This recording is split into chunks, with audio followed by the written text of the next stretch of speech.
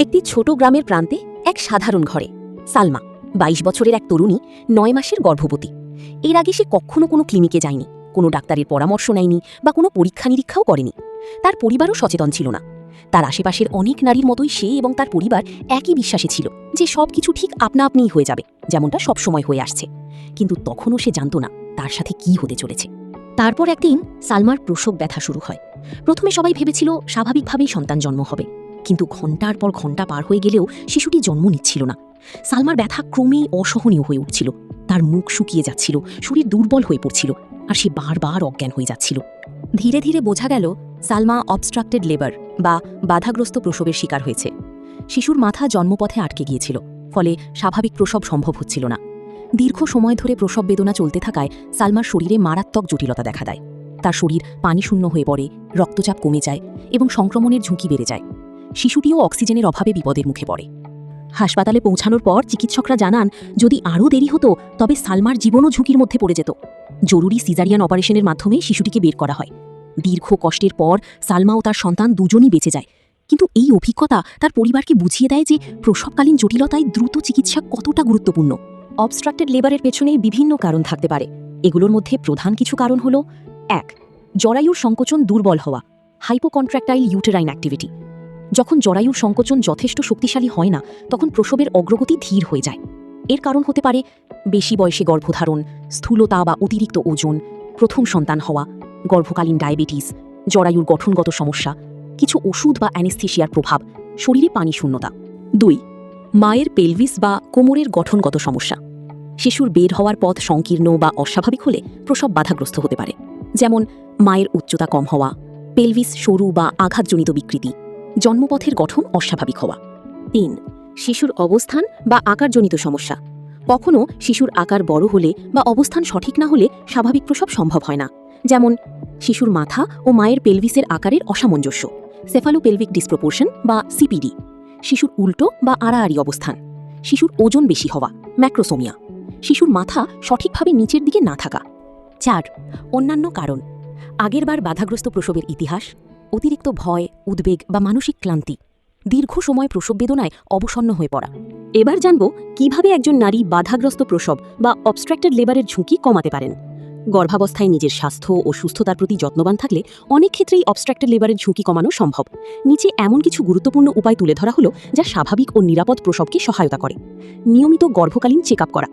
যোগ্য চিকিৎসক বা মাতৃসেবা প্রদানকারীর কাছে নিয়মিত অ্যান্টেনেটাল চেক আপ করলে ঝুঁকির কারণগুলো আগেই শনাক্ত করা যায়। এতে মা প্রয়োজনীয় পরামর্শ, চিকিৎসা ও বিশেষ সহায়তা পেতে পারেন। শিশুর সঠিক অবস্থান নিশ্চিত করতে সাহায্য করা।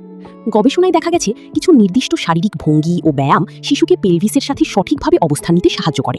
এতে প্রসব সহজ ও স্বাভাবিক হওয়ার সম্ভাবনা বাড়ে। প্রসবের সময় পর্যাপ্ত খাবার ও পানি গ্রহণ করা।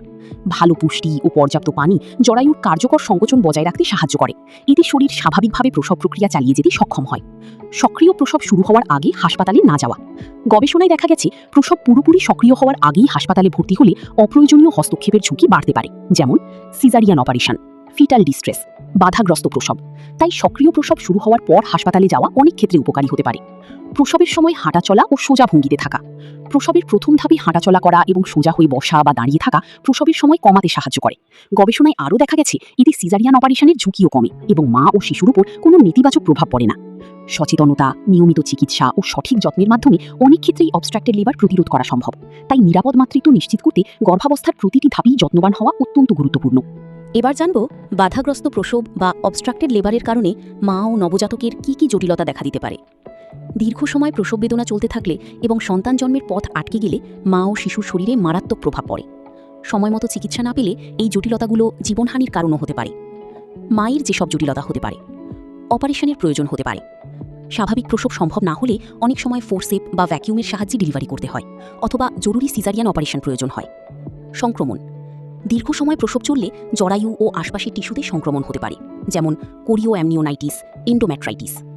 অতিরিক্ত রক্তক্ষরণ: প্রসবের পরে অতিরিক্ত রক্তপাত বা পোস্টপার্টাম হেমোরেজ হতে পারে, যা মায়ের জন্য প্রাণঘাতী হতে পারে। জন্মপথে আঘাত: দীর্ঘ ও কঠিন প্রসবের কারণে জন্মপথ ও পায়ুপথের পেশিতে গুরুতর ক্ষতি হতে পারে। প্রস্রাবের জটিলতা: প্রসবের পরে প্রস্রাব আটকে যাওয়া বা স্বাভাবিকভাবে প্রস্রাব করতে সমস্যা হতে পারে। জরায়ু ফেটে যাওয়া: অত্যন্ত গুরুতর ক্ষেত্রে জরায়ু ফেটে যেতে পারে, যা দ্রুত চিকিৎসা না পেলে প্রাণঘাতী হতে পারে। Obstetric fistula. দীর্ঘ সময় চাপের কারণে জন্মপথ ও মূত্রথলির মাঝখানে অস্বাভাবিক ছিদ্র তৈরি হতে পারে, যাকে অবস্টেট্রিক ফিস্টুলা বলা হয়। মানসিক প্রভাব। অনেক মা প্রসব পরবর্তী মানসিক আঘাত, ভয়, উদ্বেগ বা ট্রমায় ভুগতে পারেন। আর জানব বাবা নবজাতকের যেসব জটিলতা হতে পারে। শ্বাসকষ্ট। জন্মের পর শিশুর শ্বাস নিতে সমস্যা হতে পারে এবং তাকে বিশেষ নবজাতক ইউনিটে ভর্তি করতে হতে পারে। সংক্রমণ। দীর্ঘ প্রসবের কারণে শিশুর শরীরে সংক্রমণ বা সেপসিসের ঝুঁকি বেড়ে যায়। জন্মের সময় অক্সিজেনের অভাব। শিশু দীর্ঘ সময় জন্মপথে আটকে থাকলে অক্সিজেনের ঘাটতি হতে পারে। এতে মস্তিষ্কের ক্ষতি, খিঁচুনি বা অন্যান্য জটিলতা দেখা দিতে পারে। জন্মজনিত আঘাত। কঠিন প্রসবের কারণে শিশুর মাথার খুলি, কলার বোন বা উরুর হাড় ভেঙে যেতে পারে। নবজাতকের মৃত্যু। চিকিৎসা দেরি হলে গর্ভের ভিতর বা জন্মের পর শিশুর মৃত্যু ঝুঁকিও তৈরি হতে পারে।